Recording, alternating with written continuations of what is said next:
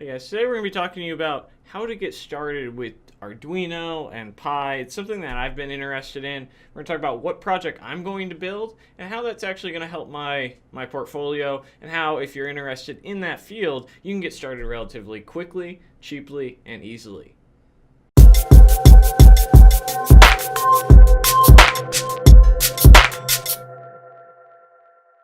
So before we get started, I want to thank our sponsor, DevicePlus.com. This is going to be a good portion of the video talking about why and how I plan on getting started to learn Arduino and Pi and what projects I'm going to be working on. If you're not familiar with DevicePlus.com, they also have a Japanese website, DevicePlus.jp, for those of you who are international, which is about half my audience, and I think about 7% of my audience is actually Japanese as well. So the site is ran by a semiconductor business, ROHM. So you have some engineers that are creating these very detailed how-to guides, inspirational guides. And the how-to section is what I really like about the site. It's kind of similar to web development aspect. A lot of people are like, how do I learn web development? And one thing I've been telling people, it's a little more complicated than this, but build stuff. Build projects, build portfolio items. And the thing I like about Raspberry Pi is you can kind of do the same thing. If that's what you're interested in, and you're let's say you're a teenager, you're a young man, young woman, and you want to, by the time you're 18, have a portfolio of stuff that you can showcase. You can definitely do that by building projects in Raspberry Pi, similar to how you could do that by building web applications for web development.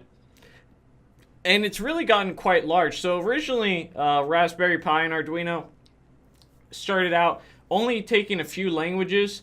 Python, it comes standard with several now in terms of Arduino, which is Python, C#, C++, Scratch, Ruby, and I believe Java.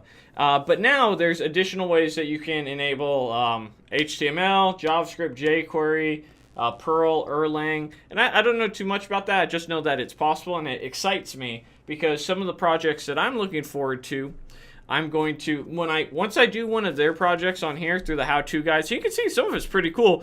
You could build a rover vehicle to travel about, robotic arm.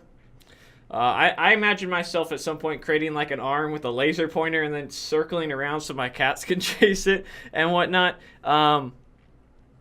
Lots of pretty cool stuff.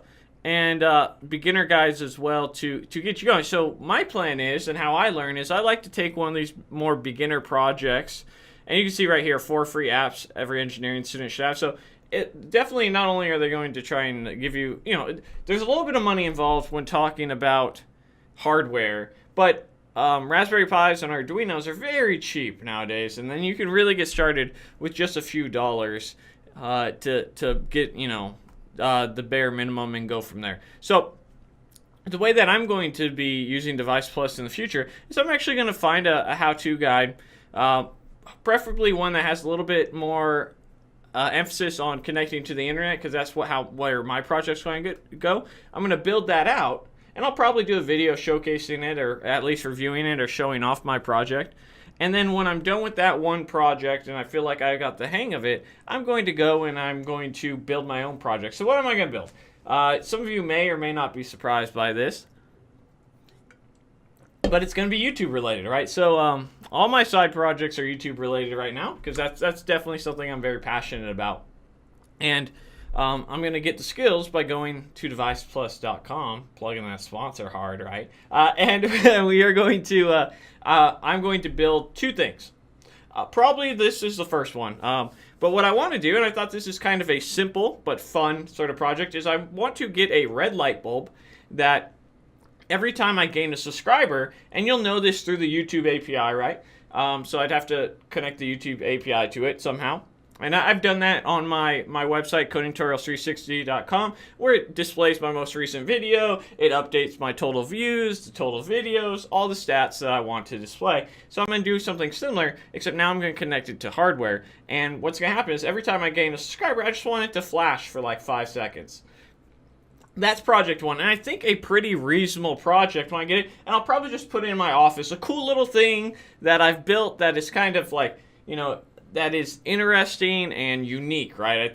I think similar to how a lot of how I say a lot of what gets you hired as a developer is being unique. I think the same can go for getting started in a more hardware specific role that uses Raspberry Pis and things like that. And so that's project number one. The second project, which is a little more costly, is I want to take one of my old computer monitors. I may have to get a TV. I'm not. This is all hypothetical, but I imagine both of these are accomplishable. I want to take a old monitor I have, and I want to connect it to a Raspberry Pi.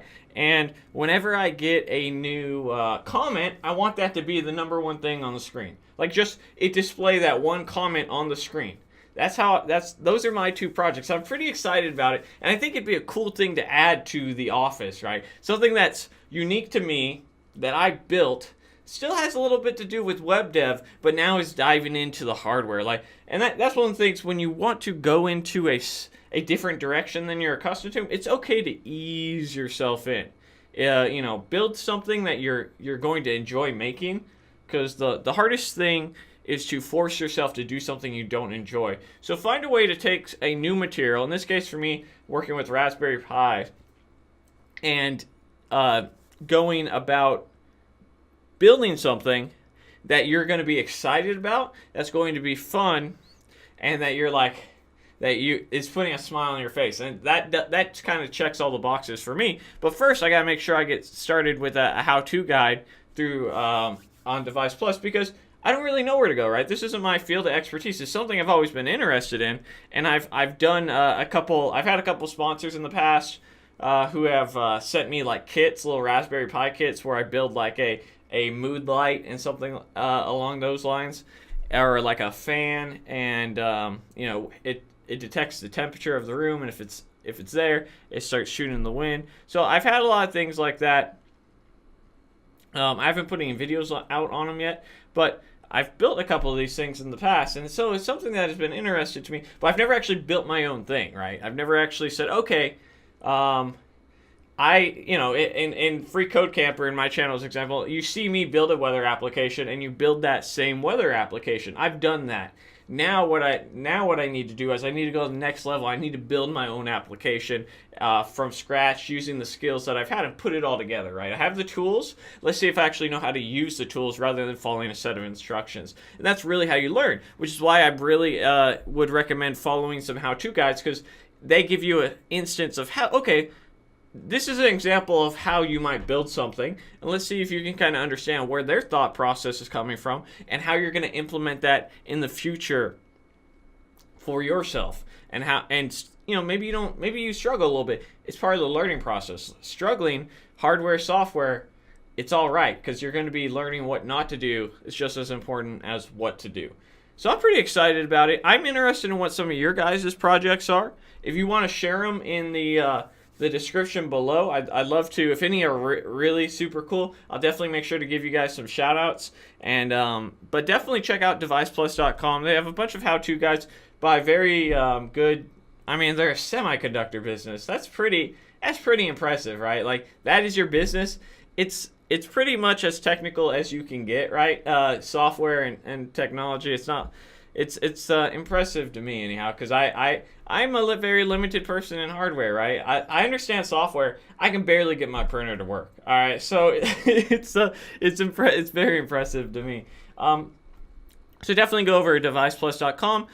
Give them some love. Thank you so much for watching the video, guys. I'm excited, and I can't wait to show you my projects, which will probably be in about 2 to 3 months. I have a lot of side projects right now, but I'm excited to showcase that. Maybe I'll try to get it done in 2 months. At least the light bulb one. I think I can get that one going pretty quickly. And hopefully by then, you'll have some projects to show me and show everybody else. So thank you for watching. Don't forget to comment, like, share, subscribe, support me on Patreon, all that good stuff, guys. I will see you in the next video, and thank you. I just want to thank one more time DevicePlus.com for sponsoring this video. There's not a lot of sponsored videos I do on this channel, so I try to choose them carefully, and it's really cool that they decided to put the money up to do that. So I really hope if you're interested in some how-to guides on Arduino or Pi, you check them out. Thanks for watching.